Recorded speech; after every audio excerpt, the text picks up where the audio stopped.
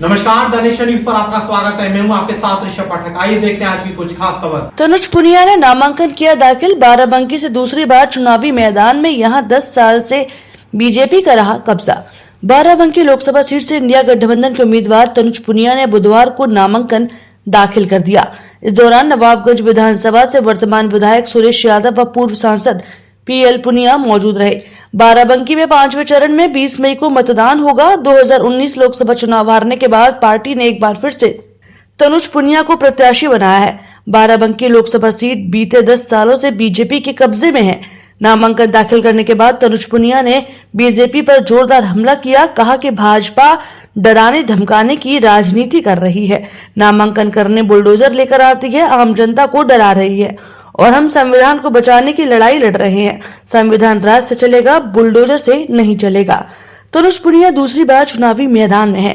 नामांकन दाखिल करने के बाद तनुज पुनिया ने मीडिया से बातचीत में कहा, भाजपा संविधान विरोधी, हमारी लड़ाई संविधान को बचाना है। इतना ही नहीं, तनुज पुनिया ने कहा कि पिछले चुनाव में भारतीय जनता पार्टी के झूठ के जाल में लोग फंस गए थे। इस बार लोग जागरूक हो गए हैं। हमारे साथ समाजवादी पार्टी के वर्तमान विधायक सुरेश यादव और पूर्व सांसद साथ में हैं। इस बार हम लोग कड़ी टक्कर देंगे। पूरे जनपद बाराबंकी में गठबंधन के फैसले के हिसाब से जो समाजवादी पार्टी के नेता हैं, कार्यकर्ता हैं, कांग्रेस के सामान्य नेता कार्यकर्ता हैं, पूरे क्षेत्र में मिलजुल करके काम कर रहे हैं और मेरा पूरा विश्वास है कि तनुज पुनिया न केवल जीतेंगे, रिकॉर्ड मतों से ऐतिहासिक जीत। देखिए, हम लोग वोटों को लुभाने की आज जरूरत नहीं है। हमारे साथ जनता वैसे ही आई हुई है। हमारे जितना भी चुनाव है वो सब पब्लिक मिलकर लड़ रही है। हर बिरादरी, हर धर्म, हर जात का आदमी आज ये चुनाव लड़ रहा है, क्योंकि वो आज समझ गया है कि भारतीय जनता पार्टी अगर सत्ता में आ गई तो हमारा लोकतंत्र तो लगभग खत्म है। इस संविधान के ऊपर भी हमला लगातार किया जा रहा है, आरक्षण के ऊपर लगातार हमला किया जा रहा है और इस संविधान को बदलने की बात की जा रही है। और किसी भी हालत में हम लोग इन लोगों को सत्ता में नहीं रहने देंगे। इसकी संविधान की कसम है, ये हमारे देश की कसम है। और हम लोग जो है लड़ाई लड़ेंगे और देश को बचाने का चुनाव है, संविधान को बचा के ही रहेंगे। ये क्यों लाए संविधान? ये संविधान के प्रति हमारे राहुल गांधी जी का आदेश है कि जो है इसको साथ में लिया जाएगा, इसको बीच बीच में पढ़ा भी जाएगा, लोगों को जो है इसके बारे में समझाया जाएगा और ये भी समझाया जाएगा कि आपको ये लड़ाई आज हमारे संविधान के लिए लड़नी है। इंडियन गठबंधन में समाजवादी पार्टी कोई बाराबंकी में समाजवादी पार्टी का गढ़ रहा है जी, कितना फायदा मिलेगा? कितना आश्वस्त है आप? बहुत फायदा मिलेगा सब लोग, क्योंकि मजबूती से समाजवादी पार्टी का यहाँ पे बहुत मजबूत नेतृत्व है, बहुत मजबूत जो है आपका जो समर्थन भी है, पब्लिक भी आपके साथ है और सब लोग साथ मिल करके और ये चुनाव लड़ रहे हैं। समाजवादी पार्टी के साथ साथ आम आदमी पार्टी, शिवसेना और हमारे अन्य सहयोगी दल एनसीपी सब साथ में मिल के लड़ रहे हैं। और क्यों पहले अगर सिर्फ आंकड़े अगर आप उठा के देख ले, पुराने रिजल्ट अगर उठा के देख ले, तो आंकड़ों पे ही जीत नंबर्स में सीधे सीधे है। ये इश्यूज को लेकर चुनाव नहीं लड़े जा रहे हैं क्या? नहीं, इश्यूज को है, इश्यूज से ही तो शुरू हुआ है चुनाव। इश्यूज से शुरू हुआ है हमारा, किसान का कर्जा माफी शुरू हुआ है, किसान के हित के बारे में, रोजगार और बेरोजगारी के मुद्दा उठाया गया है। लेकिन अभी जो जिस तरह से भारतीय जनता पार्टी ने लगातार संविधान में हमला करना शुरू किया है, तो मजबूरी में हमें संविधान की बात कर रहे हैं आज आपके बीच में। 10 साल से बीजेपी यहाँ पे है, क्या काम बाकी रह गया जो आप करना चाहेंगे? सबसे पहले कुछ भी नहीं किया है भारतीय जनता पार्टी ने 10 साल में कुछ भी बड़ा काम नहीं किया है।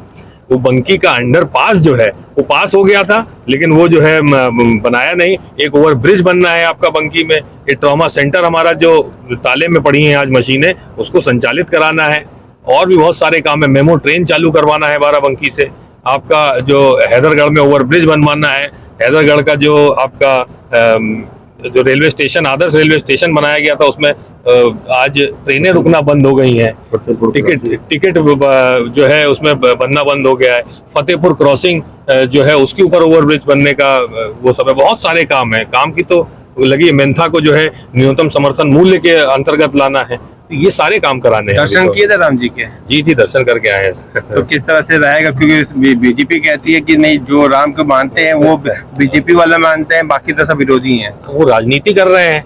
हम जो है असली में पूजा पाठ करके निकले हैं। हम लोग तो मत्था रोज ही टेकते हैं, तो हम लोग तो मानते हैं, दिल से मानते हैं। हम उस पर राजनीति नहीं करते। वो लोग केवल राजनीति करते हैं, दिल से नहीं मानते हैं। सभी की जिम्मेदारी है और ये देश का चुनाव, देश पूरी तरह से खोखला कर दिया गया, देश में संविधान खत्म कर दिया गया, देश में नौकरी रोजगार मिलना बंद हो गया, देश की जायदाद बिकना शुरू हो गई। अब इन्हीं मुद्दों पे तमाम आवाम हमारे साथ खड़ी है और जनता जान चुकी है कि देश के प्रधानमंत्री जो 10 साल से देश को चला रहे हैं वो देश के क्या कर रहे हैं, देश के साथ क्या कर रहे हैं, नौजवानों के साथ, व्यापारियों के साथ और किसानों के साथ, हमारे तमाम गरीबों के साथ क्या कर रहे हैं, देश की दशा दिशा क्या है, ये जनता जान चुकी है। और इन्हीं सब मुद्दों के लिए लेकर जनता के बीच हम लोग जा रहे हैं और जनता बहुत भरपूर समर्थन दे रही है। विधायक जी, कोविशील्ड को लेकर एक इशू चल रहा है, क्या है? अब इलेक्ट्रल बॉन्ड में तो आपने देखा है कोविशील्ड वालों ने किसको चंदा दिया है, चंदा तो लिया है। अब चंदा लिया है तो उसमें कुछ किया है, और कोविशील्ड का मामला तो आप हमसे बेहतर जानते हो, मीडिया के साथ ही हो। नहीं, अखिलेश जी ने भी कुछ कहा है। अब अखिलेश जी तो हमारे शीर्ष के नेता हैं, वो जो कहेंगे तो हम उनसे बड़ा थोड़ी कुछ बोल सकते हैं। हाथ में लगवाया था कि नहीं? आप क्या कहते, लगवाए थे या नहीं लगवाए थे? बता दिया तो। देखिए, हमने नहीं लगवाई वैक्सीन, बिल्कुल पक्का नहीं लगवाई, अच्छा, हमने तो नहीं लगवाई। कोई डर था क्या? डर क्या, आज देख रहे हैं ना उसमें क्या आ रहे हैं।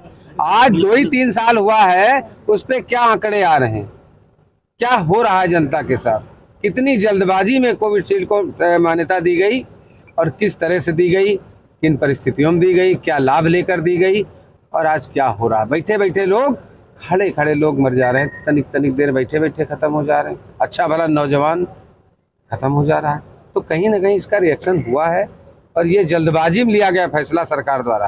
हम छोटी बड़ी खबरों को जानने के लिए जुड़े रहिए दानिश न्यूज पर, हरदम आपके साथ।